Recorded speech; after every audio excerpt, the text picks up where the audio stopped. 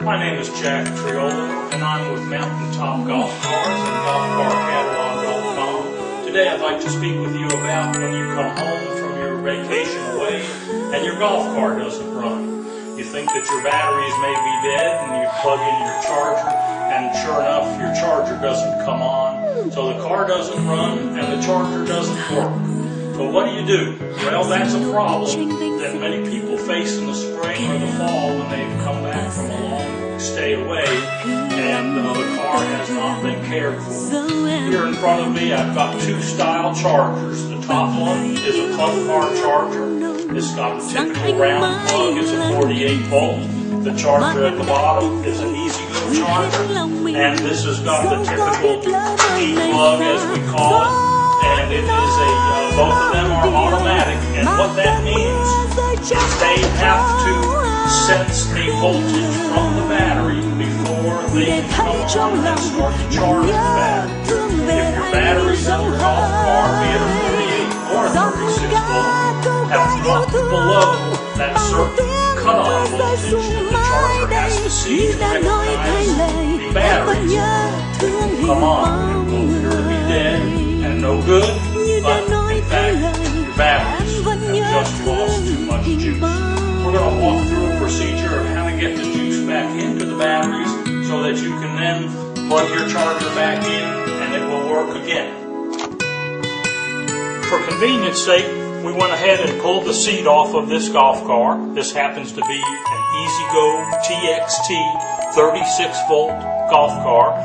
We've also, in addition to taking the seat off, we've pulled this little plastic access panel, as it's called, back out of the way. That allows you to get into the back batteries to be able to fill them with water.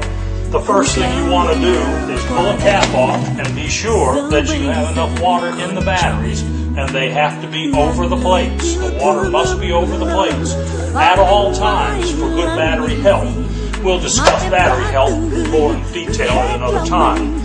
What you come to now is your batteries will not run. And the key here is the golf car doesn't run and the charger does not come on.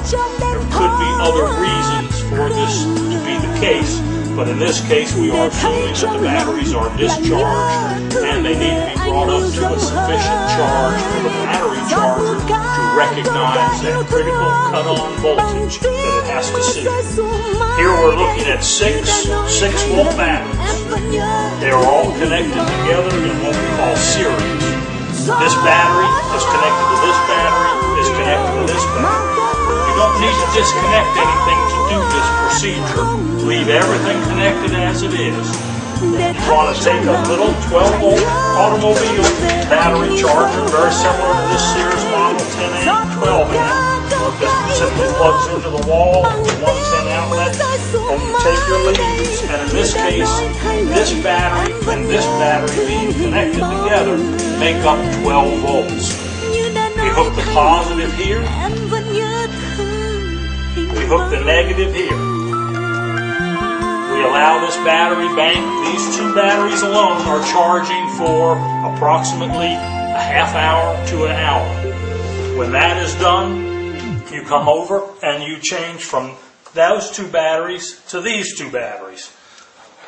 You're going to go to positive, across the second battery to the negative. Again, turn it on. Be sure that you turn off your battery charger between reconnecting to a new set of batteries or disconnecting from the batteries you've already charged. You charge here for approximately an hour. Again, all you're doing is trying to get your voltage up to where the battery charger, the standard 36 volt battery charger, charges these batteries. Once you're done, turn it off, disconnect, and you're going to the next set of batteries, the third bank, as I'll call them, and you hook up to your negative there and your positive here. Once again, don't disconnect anything, don't loosen anything. Turn your charger on again for another hour. And then once it's done, take these off after you've disconnected the charger and reconnect your regular charger. We have charged our batteries just enough to get a surface voltage into them. Hopefully that the charger will now recognize and we're going to plug this car into this charger. This is the original 36-volt charger. And we'll watch the needle on the ammeter, and there it goes, up over 15 in this case. And that's an important thing because it has to be over 15 in order for it to be showing to be charged. If your charger comes on and it doesn't go above 15, either one, the batteries are getting low and need to build up a little bit, or the charger is not working. Let it charge for an hour or so. The needle should move up above 15, stay there for a while, and move on back down again towards 0 when the charge is complete. Thank you. Previously we talked about how to bring 6-volt batteries up to snuff so that the battery charger would come on. However, other brands from the E-Z-GO, Acquy Trojan, and Yamaha, some of those cars use 8-volt batteries and some use 12-volt batteries. The procedure is the same. Use your 12-volt automotive battery charger to charge each individual battery. It takes 8 volts or 12 volts.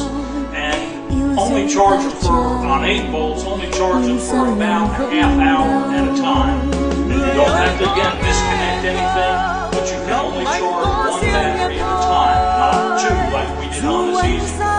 So charge each individual battery for about a half hour, and then plug in your roll charger, your regular golf car charger, and if it clicks on and starts to register voltage, and the ammeter clicks up, then you're good to go. Allow your battery charger to finish the charge.